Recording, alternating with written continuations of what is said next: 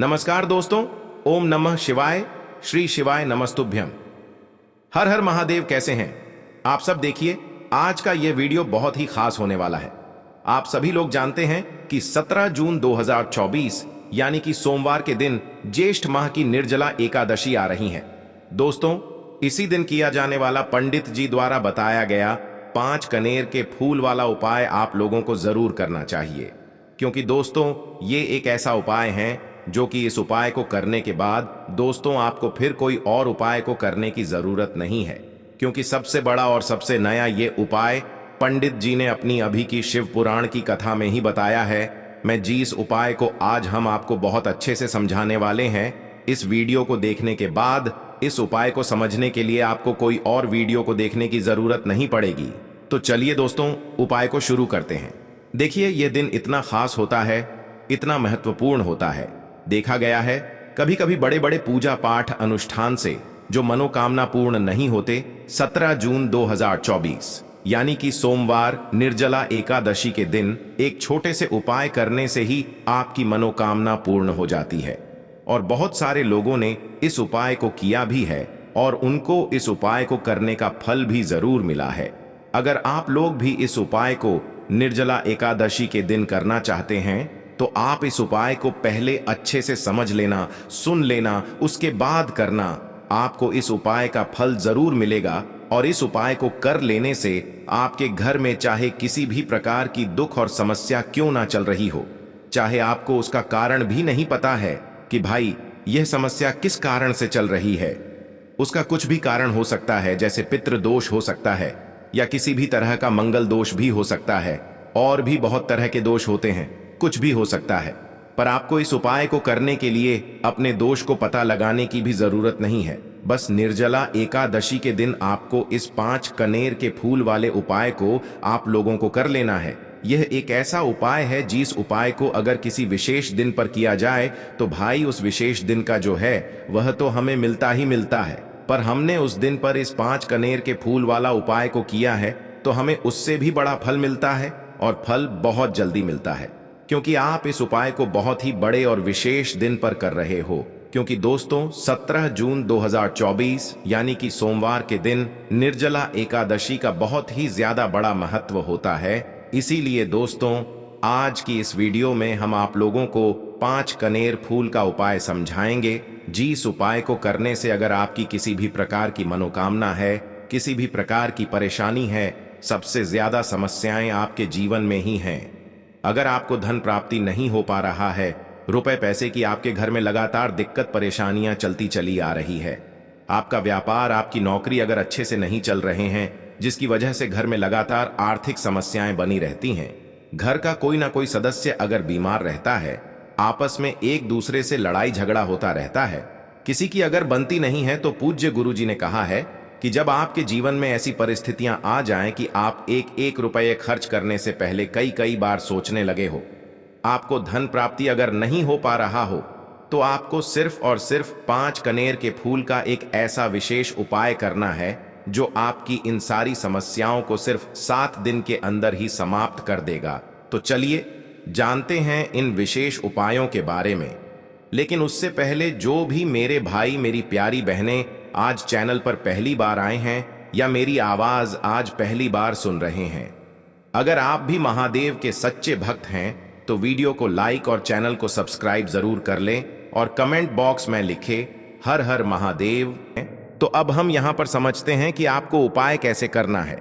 सबसे पहली चीज दोस्तों, ये जो उपाय है ये 5 कनेर के फूल वाला उपाय है। तो सीधी सी बात है, इस उपाय में हमें 5 कनेर के फूल तो लेने ही लेने पड़ेंगे। अब यहाँ पर एक सबसे बड़ी गलती होती है जो कि आप उपाय में करते हो और आपको पता भी नहीं लगता है, जो कि हम आपको बताते हैं। देखिए, जो आप 5 कनेर के फूल लेकर आओगे, सबसे पहले तो कनेर का फूल आप लोगों को पता होगा कि कैसा होता है। हम आपको जब भी बता देते हैं, कनेर के फूल वो होते हैं जो कि पीले कलर के होते हैं, लंबे लंबे से होते हैं। आप लोगों ने देखे भी होंगे, आप लोगों ने जो थंबनेल में फूल देखा हुआ था वही कनेर का फूल होता है। तो आप लोगों को वैसे ही 5 कनेर के फूल लेकर आने हैं। ये कनेर के फूल आप लोगों को बहुत आसानी से मिल जाते हैं, बस आपको इसका पेड़ ढूंढना होता है और बहुत सारे फूल उसमें लगे हुए होते हैं, कुछ भी कमी नहीं होती है।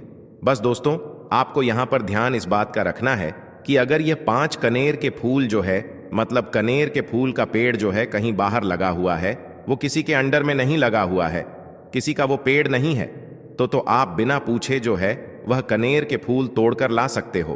पर अगर कोई सा कनेर का पेड़ किसी के घर के अंदर लगा हुआ है और आपको वह कनेर के फूल उसके घर के अंदर से चाहिए, तो भाई उससे पहले पूछना कि भाई हम जो है आपके पेड़ में से 5 कनेर के फूल ले लें या कनेर के फूल ले लें। भाई पहले उससे पूछना, क्योंकि ये वाले जो 5 कनेर के फूल आप लोग ले रहे हो, ये उपाय के लिए ले रहे हो, और भगवान शिव जी को उपाय जब हम करते हैं तो भाई पूर्ण रूप से जो है हम पूरे विधि विधान से करते हैं। तो इसलिए अगर आप किसी के घर में के अंदर जो पेड़ लगा हुआ है कनेर का, उस पेड़ से अगर ये फूल ले रहे हो, तो भाई पहले उस घर के मुखिया से पूछ लेना कि हम आपके पेड़ से कनेर के फूल ले लें। अगर वो हाँ कह देता है तो भाई उसके बाद आप उसके पेड़ से 5 कनेर के फूल ले लेना। अगर कोई कनेर का पेड़ जो है ऐसे ही बाहर लगा हुआ है, खुले में लगा हुआ है, उस पर किसी का भी कब्जा नहीं है, तो वो आप जो है बिना पूछे भी उस पेड़ में से तोड़ सकते हो। पर किसी के घर के अंदर लगा हुआ है तो उससे सकर ही 5 कनेर के फूल उसके पेड़ में से लेना। अब आपके पास 5 कनेर के फूल भी आ चुके हैं। अब दोस्तों, कनेर के फूल के साथ में क्या हमें सीधा उपाय करना है या कुछ सामग्री भी लेकर जाना है? तो देखो, कोई भी उपाय जब हम करते हैं तो सीधा हम उपाय जाकर नहीं करते हैं, उससे पहले हम भगवान शिव जी की पूजन अर्चना भी करते हैं। तो देखो, अगर यह उपाय आप सुबह के समय कर रहे हो, प्रातः काल कर रहे हो, तो आप लोगों को अपने साथ में कम से कम 1 लोटा जल तो जरूर लेकर जाना ही जाना है। सोमवार का दिन रहेगा, वैसे ही माताएं बहनें अपनी पूजन सामग्री लेकर जाएंगी, तो उन लोगों के लिए कोई दिक्कत नहीं है जो प्रतिदिन शिव जी के मंदिर जाते हैं या सोमवार के दिन अपनी पूरी पूजन सामग्री लेकर जाएंगे। भाई वो वैसे के वैसे ही लेकर जाएं, यह बात उनके लिए है जो कुछ भी लेकर नहीं जाएंगे। भाई वो बस 1 लोटा जल तो जरूर लेकर जाएं, अगर वह इस उपाय को 5 कनेर के फूल वाले उपाय को कर रहे हैं। उसी के बाद में दोस्तों, शाम के समय की बात करें तो भाई शाम के समय अगर आप लोग इस 5 कनेर के फूल वाले उपाय को कर रहे हो, तो अपने साथ में 1 गोल बाती का घी का दीपक जरूर लेकर जाना। जो घी का दीपक लोगे वो आटे का होना चाहिए। आटे का होने के साथ में उसके अंदर गोल बाती रखा आएगी। वो गोल बाती आप अपने हाथों से बनाओगे तो ज्यादा बेहतर होगा। साथ ही में उस दीपक के अंदर जो मतलब चीज डलेगी वो डालेगी शुद्ध देसी गाय का घी। उसके अंदर शुद्ध देसी गाय का घी ही डालना, ना भैंस का डालना, ना मिलावटी बाजार का घी डालना। इस बात का भी आप लोग ध्यान रखना। अगर आपको उपाय का पूर्ण फल चाहिए तो भाई करना क्या है, देखो, सुबह अगर उपाय कर रहे हो ना, तो अगर 12 बजे तक भी उपाय करोगे तो भी कोई दिक्कत वाली बात नहीं है, कर सकते हो। सोमवार का दिन बार बार नहीं आता है, आपको पहुंचना है। सबसे पहले तो अपने घर के पास में जो शिव मंदिर हो, शिवालय हो, जहां पर शिवलिंग विराजित हो, वहां पर आप लोगों को पहुंच जाना है। अब वहां पर पहुंच करके सीधा हमें जाकर उपाय करने लग जाना है। नहीं, आपको पहले अपना शिव जी के मंदिर के अंदर प्रवेश करना है, भगवान शिव जी के दर्शन करना है। पहले आपको अपनी अपनी पूजन अर्चना करनी है। जैसे कि 1 लोटा जल जो लेकर गए हैं, भाई वो 1 लोटा जल चढ़ा दें। इसके अलावा जो भी पूजन सामग्री है, आपकी फूल, धतूरा, गुलाल, अबीर, गुलाल, जो भी चीजें हैं, चंदन वगैरह, उन सारी चीजों से आप पूजन अर्चना कर सकते हो। पर जो उपाय के 5 कनेर के फूल हैं वो आप अलग ही रखना, वो उपाय के समय ही हमें निकालने हैं। तो पहले आप अपनी पूजन अर्चना कर लेना, जैसे आप सोमवार के दिन करते हो, सोमवार के अष्टम के दिन करते हो, वैसे आप अपनी पूजन अर्चना कर लेना। इसी तरीके से शाम के समय है, शाम के समय जब आप अपने घर के पास में जो शिव मंदिर हो वहां पर पहुंचोगा, तो पहुंचने के बाद आप पहले अपना वह घी का दीपक जलाना। अब घी का दीपक जलाने में भी इस बात का ध्यान रखना, इस घी के दीपक को आपको अपने घर से जलाकर नहीं लेकर जाना है और मंदिर में जाकर भी जलाना है। और मंदिर में जाकर जलाओ गा तो उसे अपनी माचिस से ही जलाना है। अपने घर से इस दीपक को जलाने के लिए अपनी माचिस लेकर आना। अगर आपने मंदिर में किसी और की माचिस ले ली इस दीपक को जलाने के लिए, अगर आप शाम के समय इस वाले उपाय को कर रहे हो, तो भाई इस उपाय को करने का फल जो है उस व्यक्ति को भी मिल जाएगा जिस व्यक्ति की आपने माचिस ली होगी। इसलिए आप अपने घर से अपनी ही माचिस लेकर जाएं। उसके बाद में दोस्तों, आप लोगों को एक बात का और ध्यान रखना है कि जब आप उस दीपक को जला दो, जलाने के बाद उस दीपक से आप चाहो तो आरती भी उतार सकते हो, अन्यथा कोई दिक्कत वाली बात नहीं है।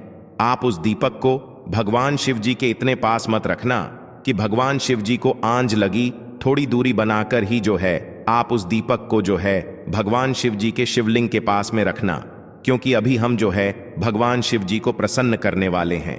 तो इसलिए जो है भगवान शिव जी को आंस ना लगे, इतनी दूरी बनाकर आप उस दीपक को रख दीजिएगा। जैसे ही आपकी पूजन अर्चना हो जाती है, आप जल चढ़ा देते हैं। सुबह के समय गए तो जल चढ़ा देते हैं, पूजन अर्चना हो जाती है। फिर आप उसके बाद में भगवान शिव जी की शिवलिंग के पास में कहीं पर भी बैठ जाइए, सामने बैठ जाइए या आसपास बैठ जाइए। उसी तरीके से शाम के समय है, दीपक जैसे ही लग जाए तो भाई आप अपना उपाय को यहाँ पर कर सकते हैं। और उपाय को करने से पहले आप अपने वह 5 कनेर के फूल निकाल लीजिए, क्योंकि अब हम यहाँ पर उपाय को करने वाले हैं। उपाय को करने के लिए आप शिवलिंग के सामने भी बैठ सकते हैं, आसपास भी बैठ सकते हैं, कोई दिक्कत वाली बात नहीं है। अब हमारे पास 5 कनेर के फूल हैं, तो सीधी सी बात है कि इन 5 कनेर के फूलों को हमें 5 अलग अलग जगहों पर यहाँ पर चढ़ाने हैं। अब वो 5 अलग अलग जगह कौन सी हैं वो हम आपको बताते हैं। देखिए, 5 अपने कनेर के फूल आप अपने सामने निकाल कर रख लीजिए। अब 5 कनेर के फूल में से सबसे पहला वाला कनेर का फूल आप लोग उठाइए और पहले वाले कनेर के फूल आपको कहां पर चढ़ाना है वो आपको चढ़ाना है भगवान शिव जी की शिवलिंग के ऊपर, जो गणेश जी वाला स्थान होता है वहां पर। अब भगवान शिव जी के शिवलिंग के ऊपर गणेश जी वाला स्थान कहां पर होता है? भगवान शिव जी की शिवलिंग होती है, शिवलिंग की जलाधारी होती है। जलाधारी का जो राइट हैंड साइड होगा, मतलब शिवलिंग की तरफ से खड़े होकर देखना कि भगवान शिव जी का सीधा हाथ कौन सा है, राइट हैंड साइड कौन सा है। उस राइट हैंड साइड पर आपको ये पहले नंबर का कनेर का फूल समर्पित करना है, और जो फूल का खिला हुआ भाग होगा ना, वो शिवलिंग की तरफ करके ही आप लोग जो है इस पहले नंबर के फूल को भगवान गणेश जी वाले स्थान पर समर्पित करना, जलाधारी के राइट हैंड साइड पर। अब दोस्तों निकाल लेना अपना दूसरे नंबर का कनेर का फूल। अब दूसरे नंबर के कनेर के फूल को आपको कहां पर समर्पित करना है? या आपको समर्पित करना है भगवान कार्तिकेय जी वाले स्थान पर। अब गणेश जी वाला स्थान राइट हैंड साइड पर होता है, तो कार्तिकेय जी वाला स्थान लेफ्ट हैंड साइड पे होता है, जलाधारी के ऊपर है। तो जलाधारी के ऊपर जो लेफ्ट हैंड साइड का जो हिस्सा है वहां पर कार्तिकी जी के स्थान है। तो इस दूसरे नंबर के फूल को आप वहां मतलब वहां पर समर्पित कर देना और भगवान से प्रार्थना कर लेना, और फूल का खिला हुआ भाग शिवलिंग की तरफ ही होना चाहिए। अब बात आती है तीसरे कनेर के फूल की। तो तीसरे कनेर के फूल को भी आपको लेना है, और इस तीसरे कनेर के फूल को आपको माता अशोक चंद्र जी वाले स्थान पर समर्पित करना है। अब ये माता अशोक चंद्र जी का स्थान कहां पर होता है? दोस्तों, ये जो स्थान होता है ये जलाधारी के बिल्कुल बीचों बीच में होता है। आपने पहला फूल भगवान गणेश जी वाले स्थान पर चढ़ाया, दूसरा फूल कार्तिकी जी वाले स्थान पर चढ़ाया। अब ये तीसरा फूल जो है इन दोनों फूलों के बीचों बीच चढ़ेगा, मतलब जहां पर माता अशोक सुंदर जी का स्थान होता है, खिला हुआ भाग शिवलिंग की तरफ करके ही जो है इस तीसरे नंबर के फूल को आप समर्पित कर देना माता असक चंदी वाले स्थान पर। अब बात आती है चौथे नंबर के फूल की। तो दोस्तों, जो चौथे नंबर का फूल होगा ये आप लोगों को कहां पर समर्पित करना है? ये आप लोगों को समर्पित करना है भगवान शिव जी की शिवलिंग के ऊपर जो एक पात्र टंगा हुआ होता है, जिससे बूंद बूंद करके जल टपकता है, जिसके अंदर शिव जी की 5 बेटियों का स्थान होता है, जया विष हरा शामली बारी दौतली। और देव उस पात्र के अंदर जो है आप लोगों को क्या करना है? ये चौथे नंबर के फूल को समर्पित करना है। अगर किसी कारणवश आपका वह पात्र जो है शिवलिंग के ऊपर जो पात्र टंगू होता है, जिससे बूंद बूंद करके जल टपकता है, वह पात्र उपस्थित ना हो, तो वह आपको क्या करना है कि शिव जी की 5 बेटियों का नाम लेकर जया विष हरा शामली बारी दौतली और देव का नाम लेकर जो है इस चौथे नंबर के फूल को आपको जलाधारी के ऊपर ही कटी शिवलिंग का जो कटी भाग होता है, मतलब जलाधारी के ऊपर ही जो भाग होता है वहां पर समर्पित कर देना इस चौथे नंबर के फूल को। उसके बाद में दोस्तों बात करते हैं आखिरी नंबर के 5वें नंबर के फूल को, जो कि आखिरी फूल है हमारा। इस 5वें नंबर के फूल को आपको क्या करना है? अगर आपके मतलब जिस मंदिर में आप गए हो वहां पर अगर त्रिशूल लगा हुआ है तो भाई त्रिशूल का एक मध्य भाग होगा जहां से वो त्रिशूल के तीनों भाग निकले हुए होंगे। तो आपको वो त्रिशूल का एक मध्य भाग देख लेना है।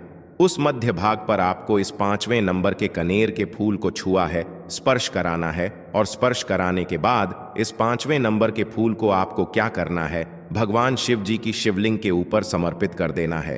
अब दोस्तों, अगर वह मतलब जो है त्रिशूल ना भी हो आपके मंदिर में उपस्थित, तो आप सीधा सीधा ये जो 5वें नंबर का कनेर का फूल है या भगवान शिव जी की शिवलिंग के ऊपर समर्पित कर देना। बस ध्यान इस बात का रखना कि जो खिला हुआ भाग है फूल का वो सामने की तरफ होना चाहिए, जलाधारी की तरफ होना चाहिए, और डंडी का जो भाग है वो शिवलिंग के पीछे की तरफ होना चाहिए फूल की। तो इस बात का आप लोगों को ध्यान रखना है। जैसे ही आप लोग को ये 5 फूल समर्पित कर दे देते हैं, वहीं पर भगवान शिव जी के शिवलिंग के पास में बैठकर जो है हाथ जोड़कर विनती कर कर अपनी वह मनोकामना बोलना, जिस मनोकामना के लिए आप लोग यह वाला उपाय कर रहे हो। अपनी वह दुख और समस्या बोलना जिसके लिए आप लोग अपना ये वाला उपाय कर रहे हो। अपनी किसी भी एक मनोकामना के लिए ये वाला उपाय करना। 2-3 मनोकामना एक साथ मत बोलना, कोई भी एक मनोकामना बोल देना। अपने 5वें नंबर के फूल को चढ़ाने के बाद और चढ़ा दो तो भाई 2 मिनट भगवान शिव जी के नाम का जाप कर लेना। उसके साथ में दोस्तों आपका ये उपाय यहाँ पर पूर्ण हो जाता है और आप अब भगवान शिव जी के दर्शन करके उनको धोख देकर अपने घर पर वापस जा सकते हो। इसी के साथ में दोस्तों इस उपाय को करने से आपको बहुत ही बड़ा फल मिलेगा। आपकी मनोकामना बहुत ही जल्दी पूर्ण होगी और आपको इस उपाय को करने का फल भी बहुत ही बड़ा होकर मिलेगा।